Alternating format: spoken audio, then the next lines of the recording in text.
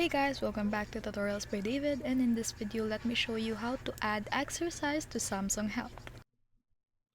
Hi everyone, so you want to add exercise to your Samsung Health. So here's a step-by-step guide on that. So you want to open your Samsung Health on your phone or your Galaxy Watch. From there, you want to go to the home screen, scroll down and tap exercise. It may show common workouts like walking, running, or cycling.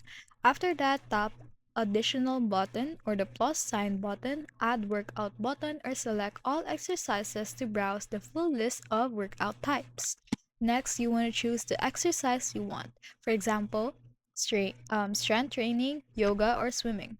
After that, you want to start to begin tracking the workout live or tap the plus button or icon and add manually option if you want to log past exercise details.